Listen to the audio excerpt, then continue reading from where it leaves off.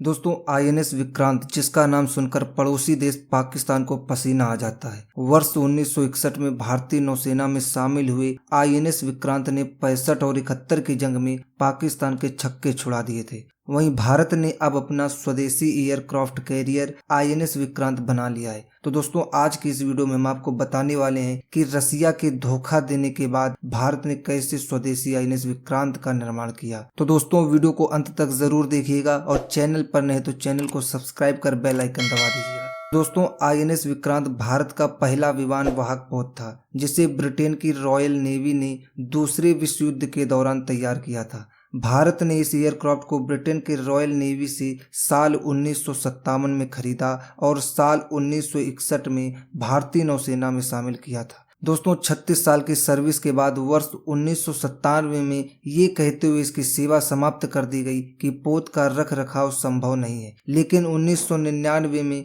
कारगिल युद्ध के बाद भविष्य के खतरों से निपटने के लिए एक विशाल स्वदेशी एयरक्राफ्ट बनाने का प्रस्ताव रखा गया। लेकिन भारत के सामने एक बड़ी समस्या थी कि इंडियन नेवी को ऐसे एयरक्राफ्ट कैरियर चलाने का अनुभव तो था, लेकिन इसे बनाने का अनुभव नहीं था। इसके बावजूद 2002 में अटल बिहारी वाजपेयी की सरकार में कैबिनेट कमेटी ऑन सिक्योरिटी ने इस प्रोजेक्ट को मंजूरी दे दी, जिसके बाद कोचीन के शिपयार्ड लिमिटेड में इसका निर्माण शुरू हुआ। दोस्तों शुरुआत में आईएनएस विक्रांत को 60-40 के रेशियो में बनाने का लक्ष्य रखा गया था, यानी 60% भारतीय सामान होगा और 40% विदेशी। लेकिन आईएनएस विक्रांत तैयार होने में 75% भारतीय सामान का प्रयोग किया गया है। दोस्तों 2005 तक सब कुछ ट्रैक पर चल रहा था, लेकिन तभी रसिया ने भारत को धोखा दे दिया और वारशिप ग्रेड स्टील देने से मना कर दिया। दोस्तों एयरक्राफ्ट कैरियर बनाने के लिए एक खास तरह के स्टील की जरूरत होती है, जिसके लिए भारत रसिया पर निर्भर था। रसिया के मना करने पर